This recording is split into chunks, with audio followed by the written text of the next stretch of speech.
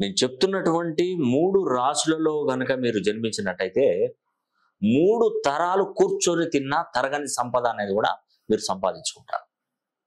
Yes అండి, నిజమండి. ఎందుకంటే 12 రాశులకు ఉన్నటువంటి గొప్పతనంలో ఈ 3 రాశులకు ప్రత్యేకంగా మొదటి వరుసలో ఉంటారు వీళ్ళు. దేవుంట్లోనైనా ముందుండేటువంటి రాశులు ఏవైనా ఉంటాయంటే ఈ 3. వీళ్ళకు ఉన్నటువంటి శక్తి, తెలివితేటలు చాలా అపారమైనటువంటి తెలివితేటలు. ఏ పని ఎలా చేస్తే అది ముందుకు నడుస్తుంది, నా లైఫ్ను ఎలా మార్చుకోవాలి అనే ఆలోచన అనేది కూడా వాళ్ళకు ఉంటుందండి.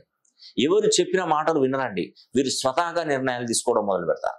ఆర్థికంగా ఎలా ముందుకు వెళ్తే బాగుంటుందని ఆలోచించి 1కి 10 సార్లు ఆలోచించి స్టెప్ వేసేటువంటి రాశులు ఏదైనా ఉందంటే అది తులారాశి, కుంభరాశి, సింహరాశి మాత్రమే.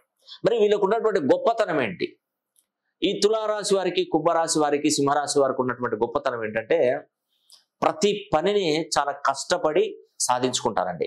కొన్ని చోట్ల ఫెయిల్ అవుతుంటాయి. ఎందుకు అవుతుంటాయంటే వీరి పేరు మినిమం ఉన్నటువంటి డిగ్రీస్ కంటే చాలా తక్కువగా ఉండడం వలన వాళ్ళ జీవితంలో నిలబెట్టుకోలేకపోతారు. అన్ని రకరకాల సమస్యలు వస్తుంటాయి.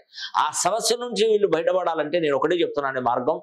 మీ పేరులో బలాన్ని 270 డిగ్రీస్ నుండి 360 డిగ్రీ కోణంలో పేరు బలాన్ని పెంచుకొని చూడండి. అద్భుతమైనటువంటి ఫలితాలు మీకు తప్పకుండా అందుతాయి.